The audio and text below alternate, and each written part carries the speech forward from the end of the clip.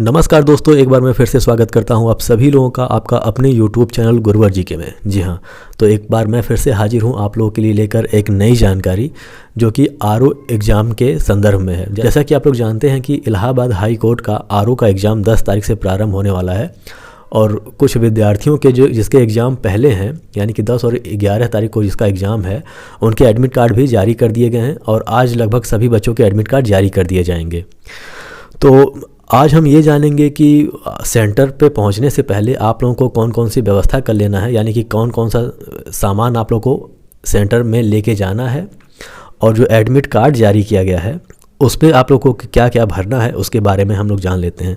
सबसे पहले तो जो आप लोग का एडमिट कार्ड है उसके नीचे जब आएंगे थोड़ा सा तो उसमें डिक्लेरेशन का एक फॉर्म मिलेगा आप लोगों को, तो ये आप लोग को भर लेना है। इसमें बहुत ज़्यादा महत्वपूर्ण चीज़ कोई नहीं है, इसमें मतलब कोविड-19 के संदर्भ में ये दिया हुआ है और इसमें कहा गया है कि यदि परीक्षा देने के पहले 14 दिनों तक यदि आपको कोई सिम्टम्स इसमें से रहे हैं तो उसके लिए टिक कर दीजिए। अगर नहीं कोई बीमारी रही है तो उसे उस खाने को छोड़ देना है, तब नहीं भरना है उसे, ठीक है। यदि कोई तकलीफ़ आपके शरीर में इस प्रकार की रही है जो इसमें दिया गया है तो टिक करना है, नहीं तो उसे छोड़ देना है। जैसे फीवर है, अगर आपको नहीं हुआ है 14 दिन के भीतर तो इसे छोड़ देना है। कफ नहीं हुआ है तो छोड़ देना है। और अगर सांस लेने में तकलीफ़ हुई है तो यहाँ पर टिक करिए, नहीं तो इसे छोड़ दीजिए। अगर यानी कि अगर आप बिल्कुल स्वस्थ रहे हैं, मतलब इसके कहने का मतलब है कि आप बिल्कुल स्वस्थ रहे हैं तो इस सभी खानों को छोड़ देना है, भरना नहीं है।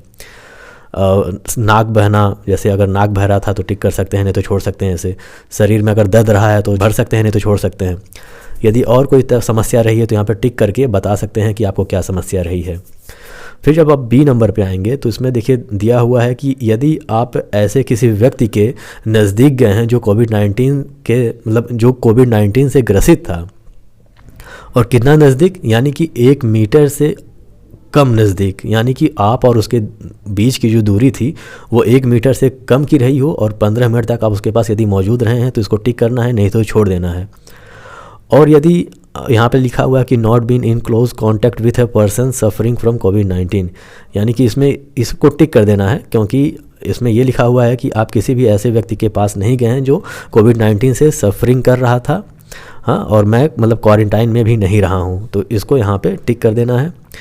और फिर यदि आप 14 दिन के भीतर यानी कि पेपर देने के 14 दिन भीतर आप कहीं ट्रैवल किए हैं अपने हिस्ट्री में तो यहाँ पे उस सिटीज़ के नाम लिख देने हैं, नहीं तो उसे छोड़ देने हैं। ये बहुत ज़्यादा मैंडेटरी नहीं है, अब चूँकि आप अगर स्वस्थ हैं तो कुछ भी भरने की आवश्यकता नहीं है।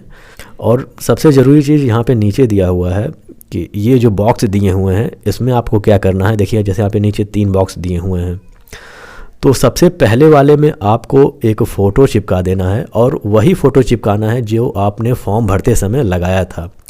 तो ये जो काम है वो आपको सेंटर पहुंचने से पहले ही कर देना है। और यहाँ पे बीच वाले में एक थंब इम्प्रेशन लगाना है, यानी कि अंगूठा लगाना है। किस हाथ का? वो लेफ़्ट हैंड का आपका होना चाहिए, यानी कि बाएं हाथ के अंगूठे का निशान यहाँ पे होना चाहिए और ये भी आपको सेंटर पहुँचने से पहले ही कर देना है। और जो तीसरा खाना दिया हुआ है यहाँ पे आपका सिग्नेचर होगा, लेकिन आप लोग ध्यान रखिए कि ये जो सिग्नेचर होगा वो जो एग्जामिनर होगा, यानी कि आपके सेंटर पे जो एग्जामिनर होगा उसके सामने ही आपको सिग्नेचर करना है। इसे पहले से करके घर से ले जाने की आवश्यकता नहीं है। आप फ़ोटो लगा दीजिए और अपना थंब इम्प्रेशन, लेफ़्ट हैंड का थंब इम्प्रेशन आप घर से लेके जा सकते हैं। सिग्नेचर आपको वहीं पे करना है। अगर ये दोनों नहीं भी हो पाता है तो वहाँ पे व्यवस्था कर दिया जाता है, लेकिन आपको फ़ोटो तो लेके जाना ही पड़ेगा। आप फ़ोटो वहाँ पे आपको गम प्रोवाइड कर दिया जाता है, ग्लू प्रोवाइड कर दिया जाता है, वहाँ पे आप इसे चिपका सकते हैं। और पैड वहाँ पे दे दिया जाता है जिससे कि आप थंब इम्प्रेशन भी लगा सकते हैं। लेकिन यदि आप घर से करके ले जाते हैं तो आपका समय बचेगा और ज़्यादा तकलीफ़ भी नहीं होगी आप लोगों को। लेकिन ये जो सिग्नेचर है वो उनके सामने ही करना है, इसे घर से करके ले जाने की आवश्यकता नहीं है। चलिए अब हम नीचे और जान लेते हैं कि आप लोगों को और क्या क्या करना है, यानी कि सेंटर पे क्या क्या चीज़ें ले जा सकती हैं। ये सब तो बहुत ज़्यादा इम्पॉर्टेंट नहीं है, सब कोविड गाइडलाइन दिए हुए हैं।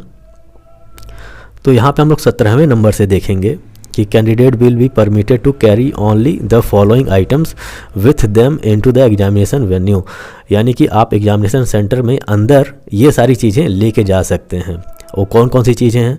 तो ए नंबर देखेंगे तो इसमें दिया हुआ कि पर्सनल ट्रांसपेरेंट वाटर बोतल, यानी कि आप अपने लिए एक पर्सनल पानी का एक बोतल ले जा सकते हैं, लेकिन वह बोतल कैसा होना चाहिए, वो बोतल पारदर्शी होना चाहिए जो कि आर पार दिखाई दे। अब थर्मस का प्रयोग नहीं कर सकते हैं क्योंकि थर्मस में आर पार दिखाई नहीं देता है, यानी कि बोतल सिंपल बोतल होना चाहिए जो आर पार दिखाई देने वाला होना चाहिए। आप अपने साथ सैनिटाइज़र का एक बोतल ले जा सकते हैं जो केवल 50 ml का हो, बहुत बड़ा बोतल नहीं होना चाहिए। ये ले जाना हो ले जाइए, नहीं तो कोई बहुत ज़्यादा आवश्यक नहीं है। हाँ, ये नहीं मैंडेटरी नहीं है कि इसे आपको ले ही जाना है। बोतल अगर आपको प्यास लगती है पानी मतलब एग्ज़ाम के दौरान, तो आप अपना बोतल रख सकते हैं अपने पास में। यदि आपको ज़्यादा खतरा महसूस होता है तो सैनिटाइज़र लेके जा सकते हैं जो कि 50 ml का होना चाहिए। ये नहीं कि 4 लीटर उठा ले जाए सैनिटाइज़र, नहाना नहीं है, बस थोड़ा सा यूज रहता है उसका, तो आप ऐसा कर सकते हैं।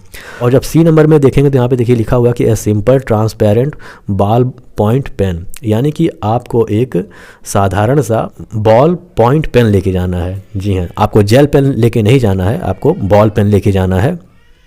और कैसा पेन होना चाहिए, वो जो ट्रांसपेरेंट हो, यानी कि जिसके आर पार देखा जा सके। ये नहीं कि जिसका ऊपरी जो हिस्सा होता है, बॉडी जो स्ट्रक्चर होता है, वो रंगीन नहीं होना चाहिए, आर पार दिखाई देने वाला होना चाहिए। और आप डी नंबर पे देख लीजिए, डी नंबर पे आपको क्या ले जाना है। तो सबसे पहले तो एडमिट कार्ड पे जो भी सेल्फ डिक्लेरेशन है उसको आपको भर के लेके जाना है, ठीक है। और ये जो एडमिट कार्ड होगा वो A4 साइज़ पेपर पे होना चाहिए। और ई देख लीजिए, ई में क्या दिया हुआ है कि आपको 2 पासपोर्ट साइज़ फ़ोटो लेके जाना है। यानी कि आप एक फ़ोटो तो आप लगा ही रहे हैं, क्या कहते हैं, ये अपने एडमिट कार्ड पे, जैसा कि मैंने ऊपर बताया, ऊपर वाले खाने में आपको लगाना था। वहाँ पे लगाने के बाद कम से कम 2 फ़ोटो आप अपने साथ कैरी करिएगा, यानी कि आपको 2 फ़ोटो एक्स्ट्रा लेके जाना है। आप इस बात का ध्यान रखिएगा क्योंकि वहाँ पे यदि आप फ़ोटो लेके नहीं जाएंगे तो वहाँ पे आपको तकलीफ़ हो सकती है। आपको इमरजेंसी में फ़ोटो बनवाना पड़ सकता है, भागना पड़ सकता है इधर उधर, पता नहीं शॉप मिलेगा या नहीं मिलेगा। तो ये आप लोग व्यवस्था करके ले जाइएगा। वहाँ पे फ़ोटो लगाने के बाद 2-3 फ़ोटो अपने पास रख लीजिएगा ताकि कोई तकलीफ़ ना हो। और आपको एक ओरिजिनल वैलिड ID प्रूफ लेके जाना है, ठीक है।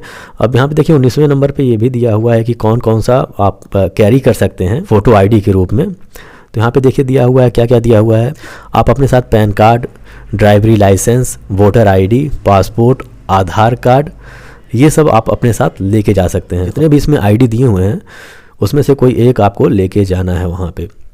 यदि सामान्य तौर पे देखा जाए तो आपके पास आपका एडमिट कार्ड होना चाहिए, एडमिट कार्ड पे आपका फ़ोटो लगा होना चाहिए और आपका लेफ़्ट हैंड का थंब इम्प्रेशन लगा होना चाहिए। सिग्नेचर आप वहीं पे करेंगे जाके।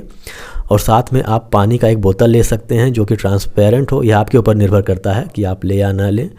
और आप सैनिटाइज़र का एक बोतल ले सकते हैं जो कि 50 ml का होना चाहिए। आप एक बॉल पेन ले सकते हैं जो कि ट्रांसपेरेंट होना चाहिए, ये लेके जा सकते हैं। तो ये सारी चीज़ें आप लेके जा सकते हैं। और फ़ोटो चिपकाने के बाद, एडमिट कार्ड पे फ़ोटो चिपकाने के बाद आपके पास कम से कम 2 फ़ोटो होने चाहिए वहाँ ले जाने के लिए। और ID प्रूफ के संदर्भ में आपके पास वोटर ID हो सकता है, पैन कार्ड हो सकता है, ड्राइवरी लाइसेंस हो सकता है, आधार कार्ड हो सकता है, उसमें से कोई एक आप ले जा सकते हैं। ये जो भी दिया हुआ है, यानी कि जितने भी फ़ोटो ID दी हुई है, कोई एक आपके पास मौजूद है तो आप लेके वहाँ पे जा सकते हैं। तो ये कुछ जानकारी था जो इस संदर्भ में था कि आप क्या क्या लेके जाएंगे। तो इसी के साथ आज की वीडियो समाप्त करते हैं। यदि कोई और जानकारी मिलती है तो आपको प्रोवाइड की जाएगी। यदि कोई जानकारी आपको समझ में नहीं आई तो आप कमेंट के माध्यम से हमसे पूछ सकते हैं। यदि हमें जानकारी होगी तो उसकी जानकारी आपको दे दी जाएगी। तो इसी के साथ आज की वीडियो समाप्त करते हैं। यदि आज की वीडियो आपको पसंद आई हो तो इसे लाइक कर दीजिए, हमारे चैनल को सब्सक्राइब कर दीजिए और बेल आइकन भी प्रेस कर दीजिए ताकि जब हम नई वीडियो डालें तो आपको जानकारी उसकी हो सके। तो हमारे साथ बने रहने के लिए बहुत बहुत धन्यवाद।